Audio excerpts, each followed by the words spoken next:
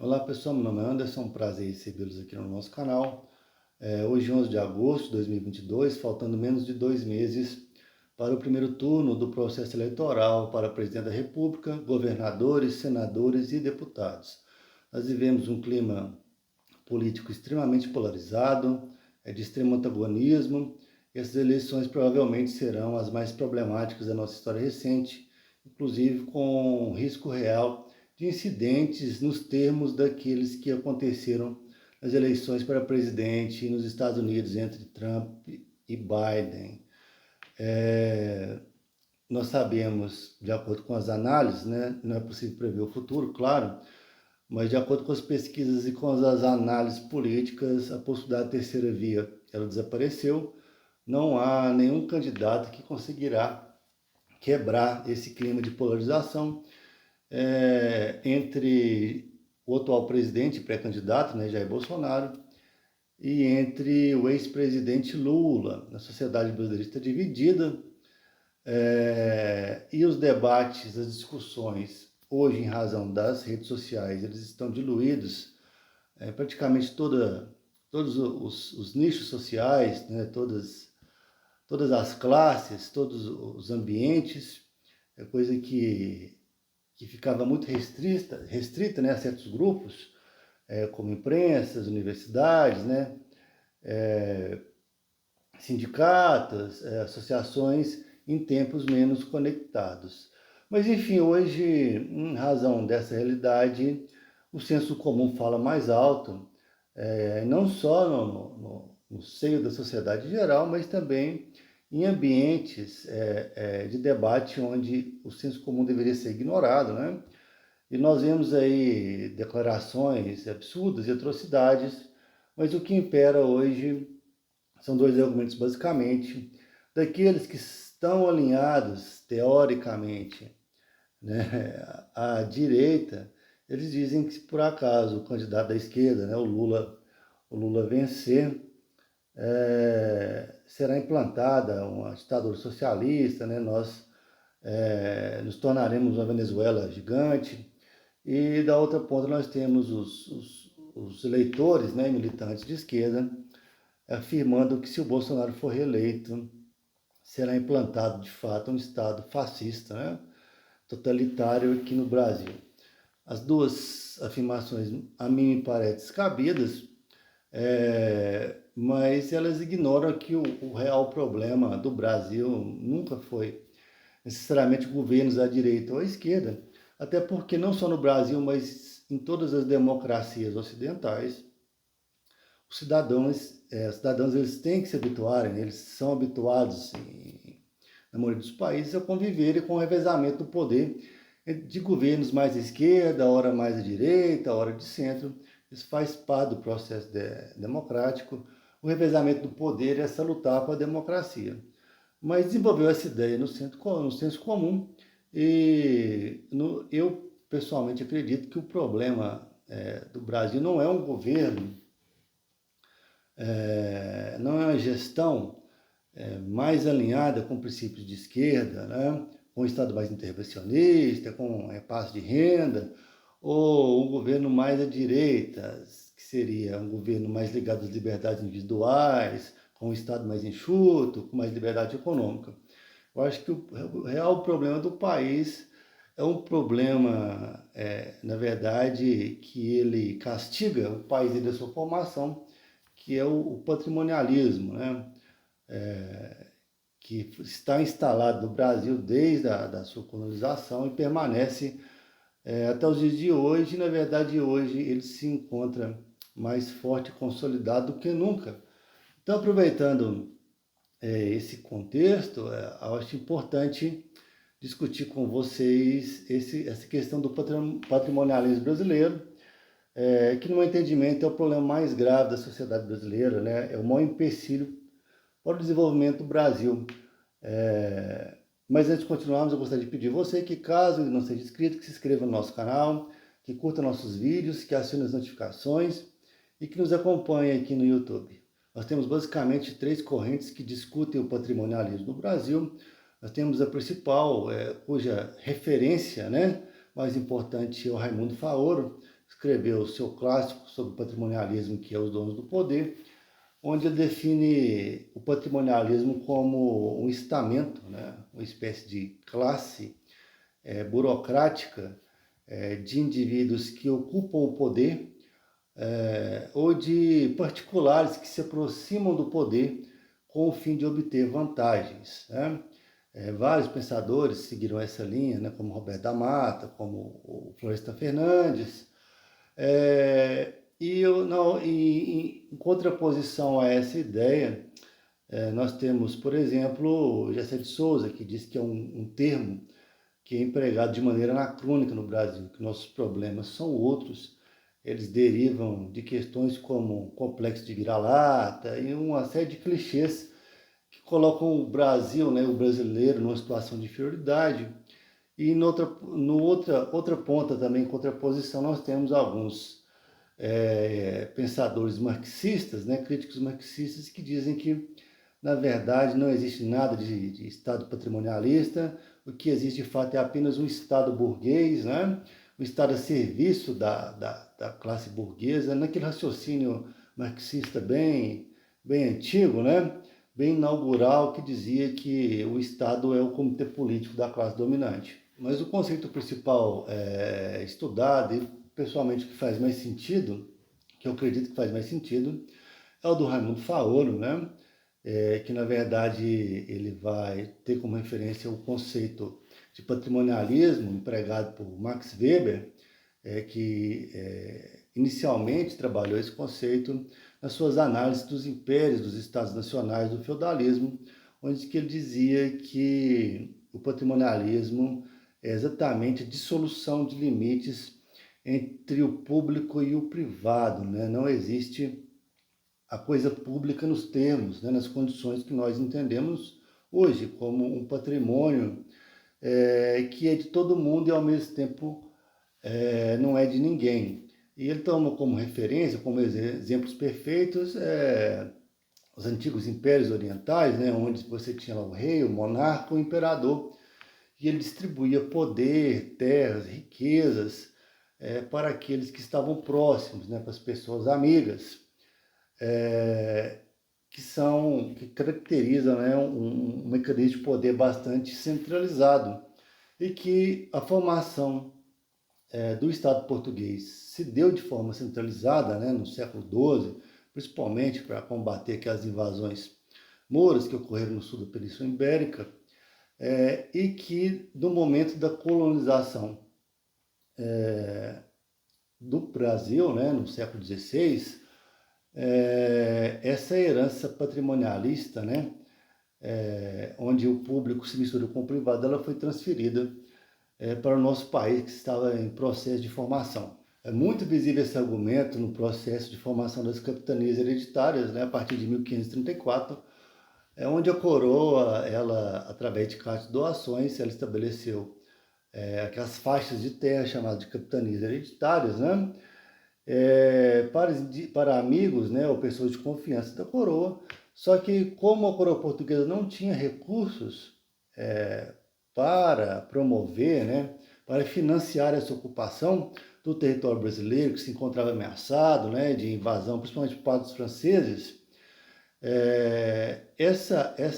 a infraestrutura e essa ocupação ela foi realizada por particulares, pelo capital privado, né, daqueles que receberam as cartas de doação. Então os gestores dessa capitania, eles arcaram com o peso do recrutamento de colonos, com a instalação, né, de toda a infraestrutura.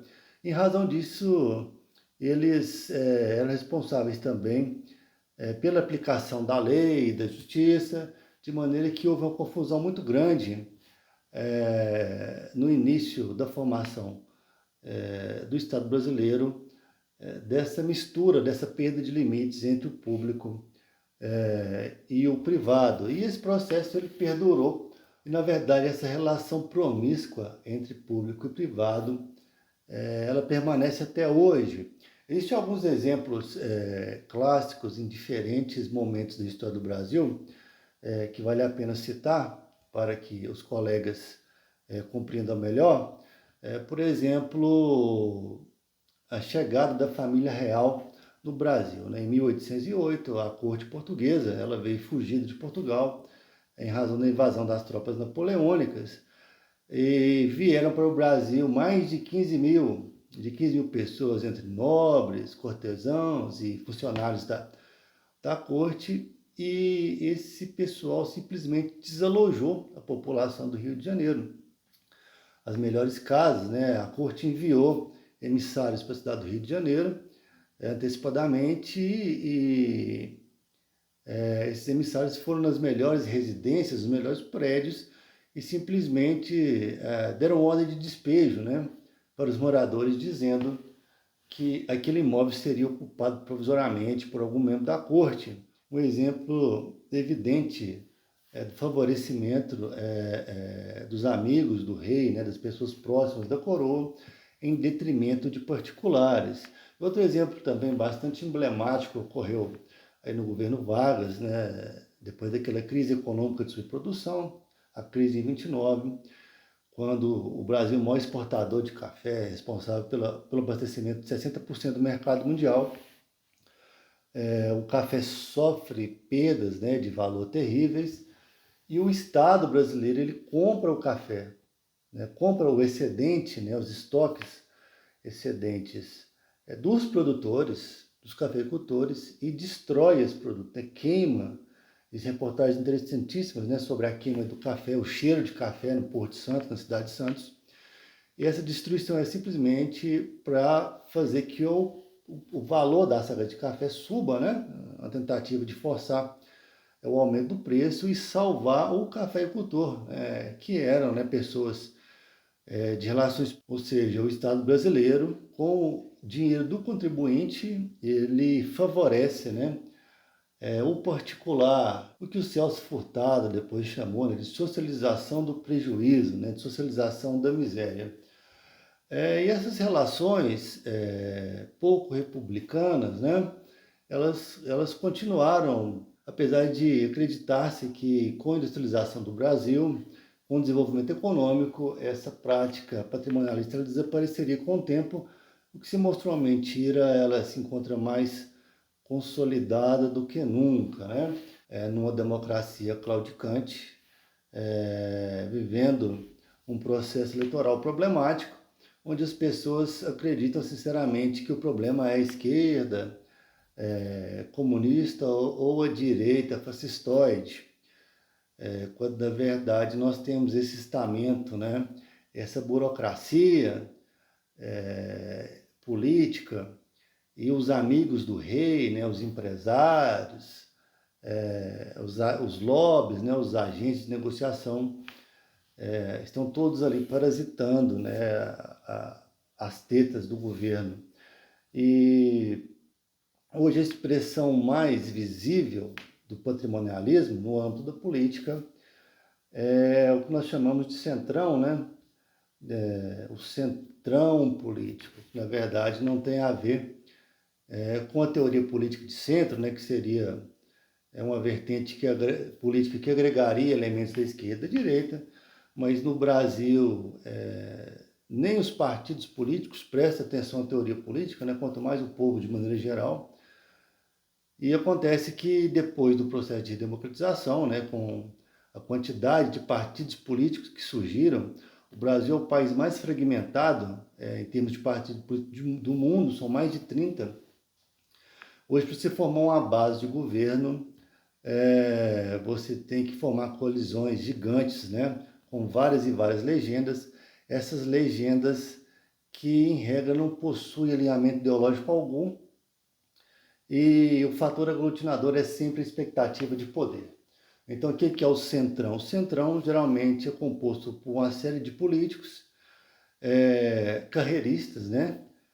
Que transformam a política como meio de vida, e eles não têm pauta ideológica alguma, e o objetivo deles é simplesmente estar do lado do poder, e em razão disso extrair vantagens, né? Existe uma barganha clara, né, chamada de toma lá da cá, em que esses políticos eles vão votar em projetos favoráveis pelo governo, para o governo, e o governo em troca libera a gestão de recursos e a gestão de ministérios e secretarias,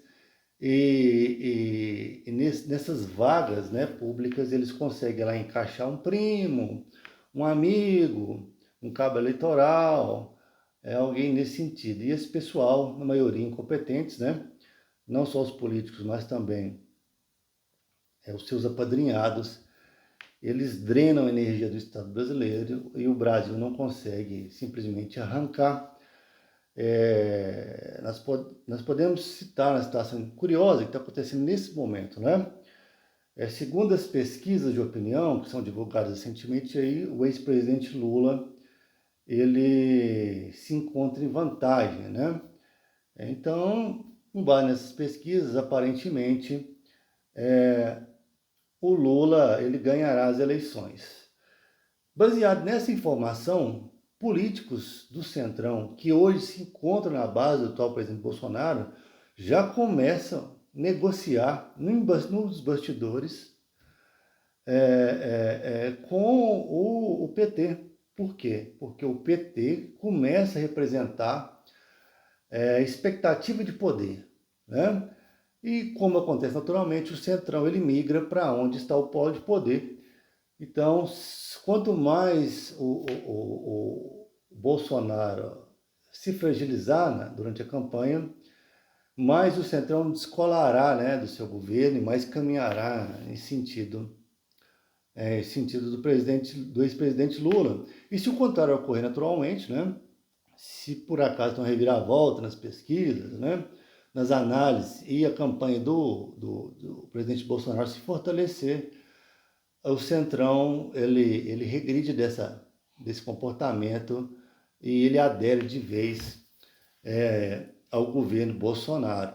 E esse Centrão, curioso que o Centrão que apoiava o governo Dilma, né, assim que a Dilma Rousseff ela começou a sofrer instabilidade em razão da crise econômica, né, e com aquele processo de impeachment lá, alegando irregularidades, assim que o Centrão perdeu a expectativa de poder e viu que o governo tendia a se afundar, que o processo de impeachment ele tendia a se consolidar, o Centrão abandonou o governo, né, abandonou o PT como os ratos abandonam um navio em naufrágio. Mas agora já se aproxima novamente do PT. Por quê? Porque agora o Lula representa expectativa de poder. Então, existe uma discussão complexa, a gente não quer delongar muito aqui, porque o vídeo não ficar muito longo, mas esse tem desdobramentos, não só na esfera federal, mas na esfera municipal, estadual. Nós podemos ver nas prefeituras das pequenas cidades aí, né, os políticos empregando as pessoas queridas, os amigos mesmo, que eles não tenham, né, capacidade técnica para exercer aqueles cargos, né? Sem falar os casos escandalosos de nepotismo e, no geral, essa cultura brasileira de tirar vantagem, né? de tratar o que é público como de ninguém, né? Ou como coisa privada. Então, encerrando a nossa discussão aqui, políticas públicas de viés de direita ou de esquerda não são o problema necessariamente, né? Levando em conta que, hipoteticamente, elas seriam bem geridas, né? O problema, de fato, é os políticos, independentes da bandeira ou da cor da camisa, tratarem a coisa pública, né, como deles próprios, né? Se comportarem como verdadeiros carrapatos dos recursos públicos, né? Verdadeiros sanguessugas do dinheiro do povo, né? Do erário e do patrimônio público em geral. Então, pensem nisso, né, já que estamos nos aproximando das eleições. Então, pessoal, essa foi a nossa contribuição de hoje. Esperamos que tenham gostado. E se tiverem gostado, não deixem de seguir o nosso canal, de curtir nossos vídeos e de dar um like. Um abraço e até a próxima.